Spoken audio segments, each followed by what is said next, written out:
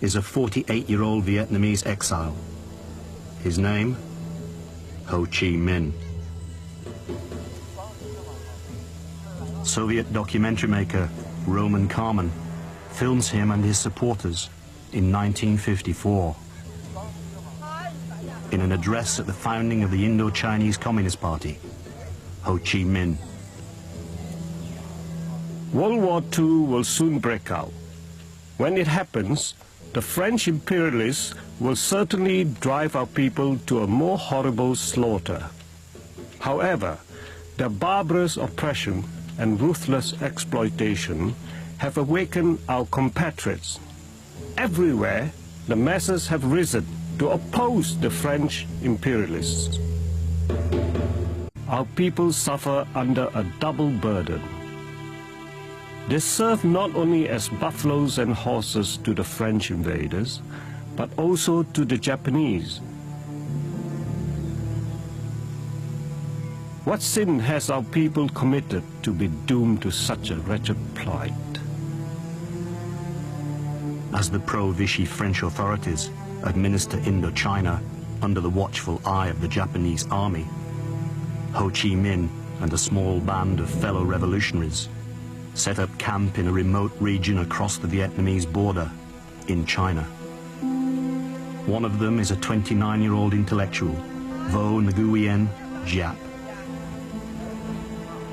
When we were in Quay Linh, Uncle Ho came and discussed with us the preparations for the task ahead when we return to our country. He said, in the current situation, national security becomes all the more important. We must organize a broad national front. We had better call it the Vietnamese Independence League. But that's a long name. We'll shorten it to Viet Minh. People will remember that. During their exile, Ho Chí Minh takes a prophetic decision about Giap's role. Uncle Ho asked about organizing a national liberation army. Turning to me, he said, "This you should carry out. Can you do that?" I answered, "Yes, I'll do that." Then he said, "We are still weak. The enemy is strong.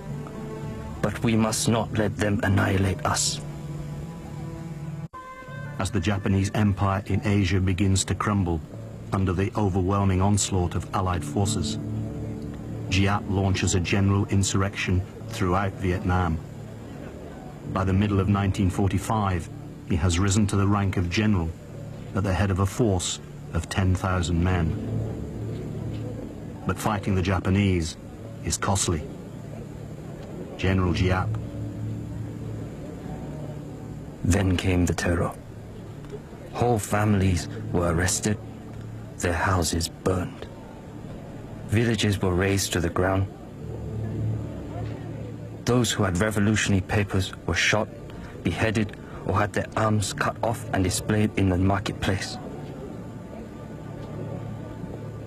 Thousands of piastres were offered as a reward to those who brought in a revolutionary's head. We knew the struggle would be long and bitter. As early as 1941, Uncle Ho had warned us that the fight against the Japanese was only the beginning. He knew that the British and the Americans had the same motives as the French. They were all imperialists. On July 22nd, 1954, Ho Chí Minh speaks to the Democratic Republic of Vietnam, the new nation north of the 17th parallel. We have achieved many glorious victories. We have achieved this great victory. Victory at Dien Bien Phu creates a wave of euphoria across the country. Ngoc Anh Vu, a civil servant in the French administration. At first, we couldn't believe it. The Europeans, so big and strong, with all their tanks and aeroplanes, beaten by us, humble little Vietnamese. farmers, school teachers, factory workers.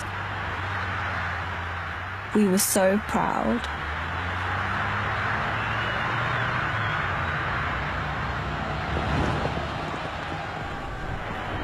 With the red flag of revolution flying proudly to mark the Viet Minh victory, the West's anxieties about the march of communism are reinforced, especially in the aftermath of the Korean War.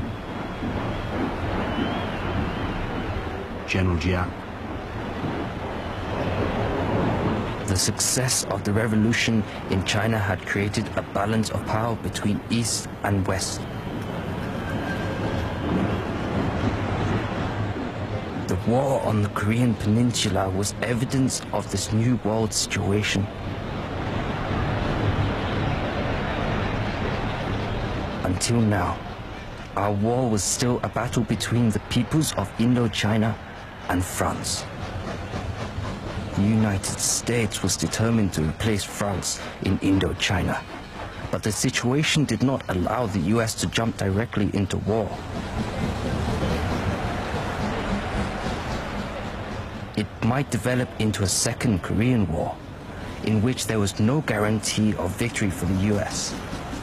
And it would not be easy for them to draw in allies already exhausted from Korea.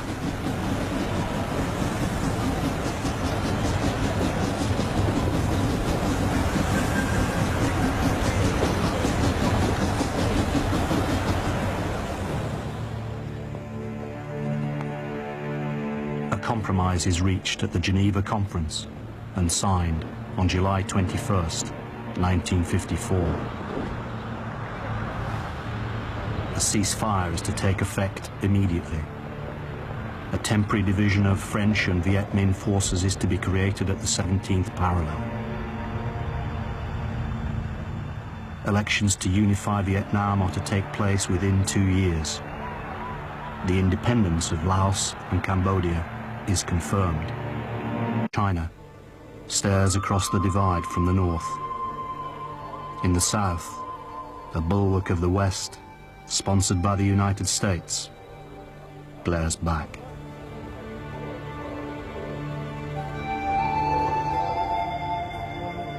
It will take 20 years of suffering and death before the confrontation that will soon engulf the people of Vietnam comes to an end.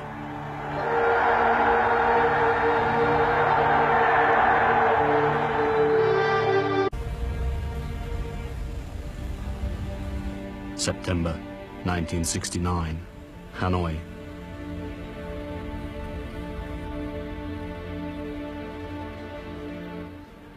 A grief-stricken nation mourns the death of its leader, Uncle Ho.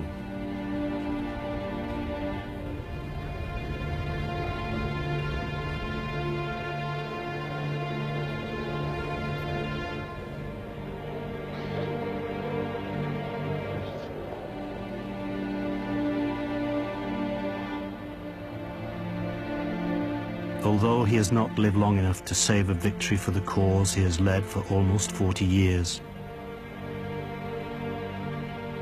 Ho Chi Minh has seen the first withdrawals of US troops.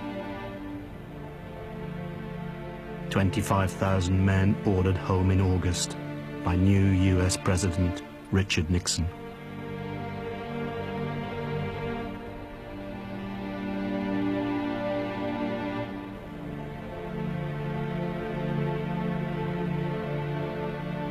In his will, Ho Chi Minh issues one last rallying cry.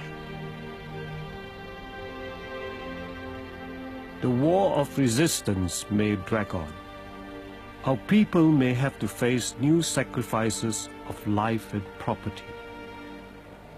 Whatever happens, we must remain firm in our resolve to fight the US aggressors until total victory.